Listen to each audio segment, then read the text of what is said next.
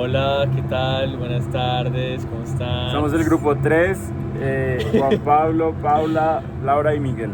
Bueno, entonces, para hablar sobre el texto que era para el video de hoy, es muy interesante pensar cómo a partir de la frase de que los archipiélagos son unidos por lo que los separa, se explica la arquitectura de Sumter como esta, precisamente como convergencia de espacios que al final se conforman solo por la posición material de estas divisiones. El cómo la arquitectura puede ser algo tan simple como la forma, como por medio de componer cosas se pueden crear una dentro de una afuera, o se puede conformar precisamente esta concepción de espacio que al final termina siendo concluyente en la experiencia del habitar y en cómo todo esto puede ser un universo entero para conformar cosas y generar emociones, experiencias.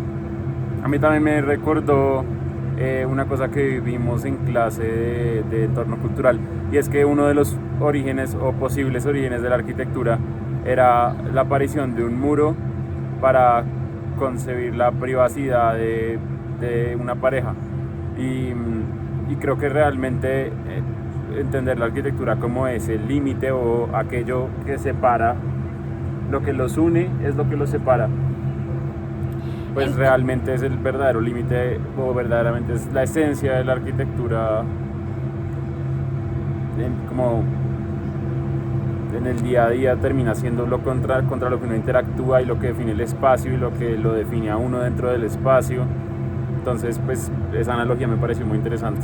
Sí, por eso entendemos que es como vivir como de la experiencia y de las barreras invisibles que se pueden encontrar mediante las actividades que realizamos. A mí me parece interesante también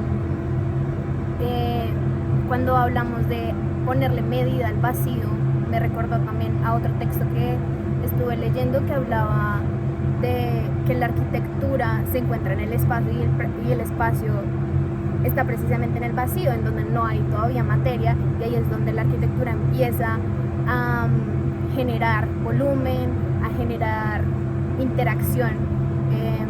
Entonces creo que es una forma muy interesante de comprender lo que es lleno y vacío, y cómo lo vivimos diariamente, y cómo la arquitectura precisamente se basa en el vacío y no precisamente en la materia. Sí, es un poco también como esta construcción de volver los no lugares lugares, o la concepción esta de espacialmente qué conforma un lugar o cómo se delimita un lugar. Es bastante también interesante yo como pensar en ello. Pero además así funcionamos los humanos, ¿no? Nosotros nos reconocemos a nosotros mismos y reconocemos al otro en la infinita diferencia que nos termina uniendo. Y pasa lo mismo cuando se unen dos espacios o cuando se unen dos personas. Nunca hay una unión real, no se vuelven lo mismo, sino se vuelve una conjunción de las dos a través de un límite, y ese límite es también la nada o lo indefinido. Sí, por eso los archipiélagos también se podrían reflejar en nosotros como personas habitando un espacio. Somos como juntos pero al mismo tiempo separados. Yo creo que también cuando hablamos de cómo nos movemos a través del espacio, muchas veces no necesariamente hablamos de los límites en forma de muros, sino en un término más como de frontera, de hasta dónde llegan ciertas actividades y los puntos de encuentro entre las actividades en la que dos personas llegan a encontrarse, ¿no? O sea, quizá hay fronteras que simplemente no se ven en forma física, pero que de todos modos sí que están pensadas desde el inicio por un arquitecto, o incluso pueden llegar a aparecer con el tiempo desde la apropiación de la comunidad o de las personas. Pues de cierto modo lo que dices me acuerda como de las juntas del piso de Suntor, y pensando en cómo ustedes de niños nunca jugaron a caminar sin pisar las rayas. Todavía lo hago yo. Bueno, pues esos son límites interpretados, no te están limitando físicamente a pasar, pero sí son límites que terminan, digamos, teniendo un impacto en la percepción del espacio que tú tienes y de la unidad sobre lo que estás caminando o lo que estás habitando. Sí. No sé qué ibas a decir. No, yo iba a decir que también se puede aplicar hasta objetos que no son fijos. En el mismo mobiliario, una simple disposición puede también ocuparte un espacio, o hasta los mismos ritos.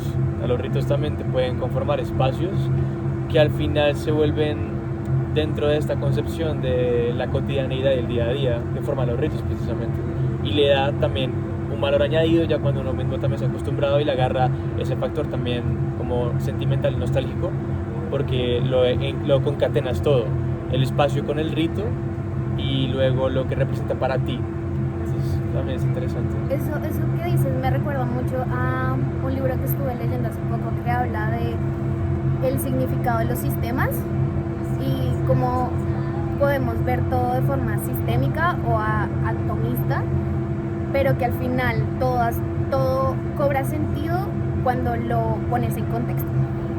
O sea, por ejemplo, lo que es un límite o una línea es precisamente la sucesión de puntos, que al final es un solo sistema, y varias líneas empiezan a formar también un sistema. Entonces, creo que cuando hablamos del vacío, en general podemos entenderlo también como una parte de un sistema gigante en el que encontramos límites, fronteras, bordes y un montón de interacciones en el espacio que vienen más allá de una materia, vienen también de cómo interpretamos las actividades de las personas. Bueno. Interesante, chévere. Pues muchas gracias y nos vemos el La jueves. otra semana. La otra semana, no, el jueves.